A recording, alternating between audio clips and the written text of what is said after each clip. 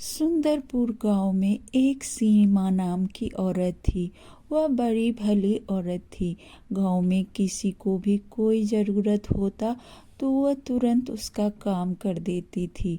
अपनी भली नेचर से वह जानी जाती थी। सीमा अपने घर में अकेली रहा करती थी। परिवार के नाम पर उसके पास कोई नहीं था। खाना बनाकर सीमा जब खाना खाने बैठी तो उसे बाहर से कुछ आवाज़ सुनाई दिया और वह बाहर आई तो देखा एक बूढ़ी अम्मा चिल्ला रही थी, कोई है घर में? मुझे बहुत जोरों की भूख लगी है, कुछ खाने को दे दो, मैं 4 दिन से भूखी हूँ। सीमा बाहर निकल कर आई और अम्मा को अपने घर ले गई और कहने लगी, अम्मा आप आओ और खाना खा लो। वह बूढ़ी अम्मा कहने लगी, बेटा इसमें तो थोड़ा ही खाना है, अगर मैं खा लूँगी तो तुम भूखी रह जाओगी।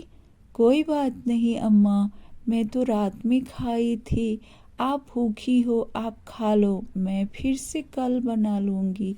वह बूढ़ी अम्मा यह सुनते ही सारा खाना चट कर गई और वहाँ से उसको आशीर्वाद देते हुए कहा, बेटा तुम बड़ी भली औरत हो और भगवान तुम्हारी भला करे। और यह कहकर वह निकल गई।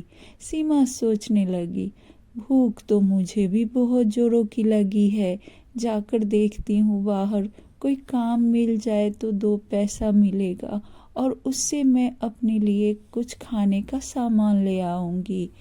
इतने में उसे पड़ोस की एक औरत पर नज़र पड़ी और वह पूछने लगी, ओ सुषमा बहन आपको कोई काम है? वह औरत कहने लगी, क्यों क्या हुआ, तुमको कुछ काम नहीं मिला आज? नहीं नहीं ऐसे ही पूछ रही हूँ। तभी उसे याद आया कि उसका पुराना अनाज घर में पड़ा है। सुषमा ने कहा, हाँ सीमा थोड़ा कुछ अनाज पड़ा है, उसे सफाई कर देना क्योंकि उसमें कीड़ा लग गया है। हाँ ठीक है सुषमा बहन, चलिए मैं सफाई कर दूंगी। और यह कहकर वह उसके घर गई और अनाज की साफ सफाई की। उस गांव में अचानक रात को जोरों से हल्ला होने लगा। यह सुनकर सीमा बाहर आई। देखा तो सब जोर जोर से चिल्ला रहे थे क्योंकि गांव के लोगों पर शेर ने हमला कर दिया था। सीमा तो सबको भला करना जानती थी, इसीलिए वह आगे आकर शेर को रोका और सबको गांव वालों को बचा लिया और वह एक गठरी में आग लगाकर उससे शेर को डराकर भगा दिया। यह देखकर गांव वाले खुश हो गए और कहने लगे, अगर हमारे गांव की सरपंच सीमा हो जाए तो कितना अच्छा होगा। वह बड़ी भली औरत है, वह हमेशा सबकी मदद करती है। यह सुनकर सभी गांव वाले सहमत हुए, लेकिन सुषमा कहने लगी, सीमा कैसे सरपंच बन सकती है? सरपंच तो मैं थी और मैं ही रहूंगी। पर गांव वाले ने कहा, आप थी, इस बार सीमा ही बनेगी क्योंकि वह बड़ी भली नेचर की औरत है। और पूरे गांव वालों ने वोट डालकर सीमा को जिता दिया। अब सीमा गांव की सरपंच बन गई। वो तो पहले भी सबकी मदद करती थी, अब और जोरों शोरों से सबकी मदद करने लगी। सुषमा को लगा ये तो मेरे से सरपंच की कुर्सी ही छीन ली। उसने चुपके से जाके गांव वालों को बांटने वाला जो अनाज था उसमें कुछ मिला दिया और घर आकर सो गई। सुबह सुषमा ने सबको अनाज बांटा।